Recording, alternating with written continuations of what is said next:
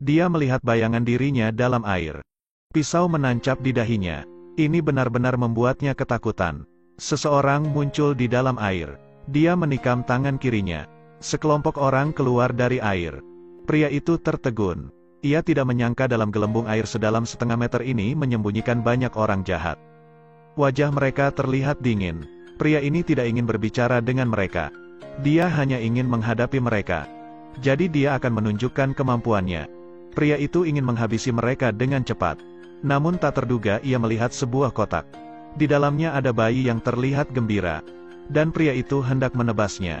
Setelah melihat itu bayi tersebut tidak menangis. Tapi dia malah tersenyum. Sehingga membuat pria tersebut kebingungan. Hatinya melunak, kemudian membawa bayi itu pergi. Setelah memasuki hutan, organisasi pembunuh mengepungnya. Tapi pria itu dengan mudah mengalahkan mereka. Pemimpin organisasi ini cukup menakutkan. Bahkan seni bela diri pria itu sangat hebat. Orang tua ini harus berlutut. Benar dia adalah seorang master. Setelah pria itu membawa bayinya. Sepertinya bayi ini adalah ancaman. Mungkin hal ini sangat sulit baginya. Tapi dengan serangkaian pelatihan khusus, maka akan membuatnya semakin kuat. Di sini ada seorang wanita tua yang ingin memberinya makan. Tapi dia memukulnya. Seorang pria berambut panjang ini harus menjauh dari tempat yang gelap dan mencekik. Untuk menghindari pengejaran dari musuh. Berjalan lebih dari 100 mil. Akhirnya sampai di tempat yang sepi dan tenang. Di jalan semua orang menyapanya dengan antusias. Mata orang-orang di sana penuh dengan kebaikan. Tetapi cara menyambutnya cukup aneh. Chung Mao bermain dengan bayi itu. Namun tiba-tiba seorang gadis muncul. Dia ingin memukul Chung Mao dari belakang. Namun dia memukulnya dengan tongkat kayu biasa. Sehingga tongkatnya hancur. Kau sudah tua, mengapa harus merawat bayi kecil? Ini sebenarnya agak berat. Jika ada seorang wanita di sampingnya, pasti akan banyak membantu. Tapi ini hanya permainan kecil di kota ini. Gadis itu berinisiatif untuk menemani Chung Mao. Dia juga selalu menjahilinya. Ketika Chung Mao sedang mandi, gadis itu mencoba menarik handuknya. Namun Chung Mao berusaha mengelak. Bukan karena malu, tapi ia takut semua bekas luka di tubuhnya terlihat. Kedatangan mereka menarik perhatian semua orang di desa. Pria berambut panjang dan seorang bayi lucu menjadi hiburan bagi mereka. Tapi momen-momen indah tak berangsur lama. Kini sekelompok tamu tak diundang datang ke desa di pedalaman yang damai ini. Dan mereka tidak memiliki banyak kedengkian. Hanya karena tempat ini sangat membosankan. Di sini mereka hanya ingin memberikan hiburan sederhana. Dan para wanita di sini adalah tujuan sebenarnya dari kedatangan mereka. Pria bertopeng ini mesum. Dia mencubit bibir seorang wanita dan menariknya. Jika wanita itu memiliki gigi yang indah, dia akan membiarkan mereka selamat. Para wanita akan menerima pelayanan khusus yang tak terlupakan darinya.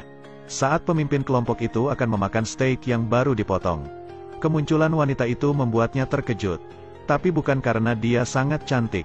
Melainkan dia tidak melihat kekurangan dari setiap giginya. Gadis ini memang agak gemuk. Dia dengan naif berpikir akan berhubungan dengannya. Setelah menemukan peluang, dia akan membunuh pria mesum tersebut. Tapi dia masih terlalu dini untuk melakukan itu. Pria tersebut menodongkan pistol ke arahnya. Benar-benar terlihat melalui metamorfosis ini. Tindakan preventifnya sangat sempurna. Dia memanggil semua pria di ruangan.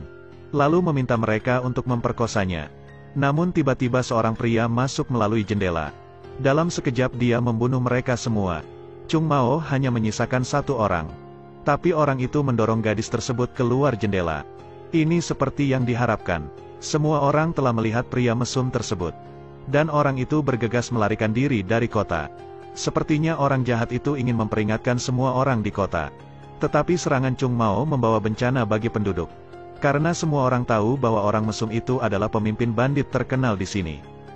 Dan sepertinya sekarang keadaan di kota menjadi sangat buruk. Tak lama kemudian penduduk di kota ini menemukan sesuatu yang terkubur selama bertahun-tahun. Ternyata dalam peti itu terdapat perlengkapan senjata. Kemudian orang itu mencoba mengisi amunisi pada senjatanya. Kemampuan menembaknya sangat luar biasa. Saat ini mereka semua telah bersiap. Perlengkapan senjata yang sangat bagus. Ditambah baju kedap udara ini. Mereka siap menghabisi semua bandit ketika datang lagi ke kota ini. Dia mengerahkan semua pasukannya. Semua orang bersenjata lengkap. Sekarang pria mesum itu telah datang membawa lebih dari 100.000 orang seperti sebelumnya. Kavaleri yang kuat itu seperti belalang. Mereka semua bersenjata lengkap, tapi saat ini mereka melihat seseorang di depan, lalu melemparkan pedang ke arahnya. Chung Mao mengabaikannya. Di sisi lain penembak jitu membidik ke akar rumput, lalu menembak dinamit yang tersembunyi di sana. Semburan pasir menghalangi penglihatan musuh. Melihat orang lain saling menembak, dia hendak menyerang, tapi sayangnya dia tertembak di kepala. Mereka belum mengurangi jumlah musuh.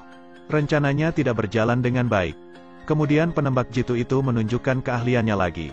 Dia berhasil membunuh banyak musuh. Lalu Chung Mao muncul di belakang musuh. Dia dengan cepat menebas semua musuh di sana. Setelah itu dia menebas pemimpin para bandit. Namun seseorang dari tempat yang jauh melihat Chung Mao. Chung Mao merasakan sesuatu yang aneh. Dia telah diincar oleh pria yang menakutkan. Ketika mereka sedang melarikan diri, seketika sekelompok orang aneh mengepung mereka.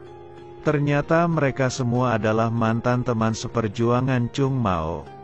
Tetapi sebenarnya mereka tidak pernah pergi terlalu jauh saat menjalankan tugas. Pemimpin kelompok ada di sana, lalu memerintahkan bawahan untuk menyerang. Mereka segera melompat ke bawah. Semua orang di bawah tidak bisa kabur.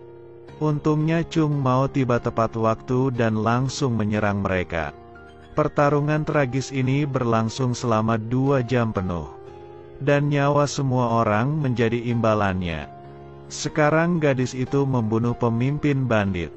Semua pasukan berpakaian hitam dikalahkan.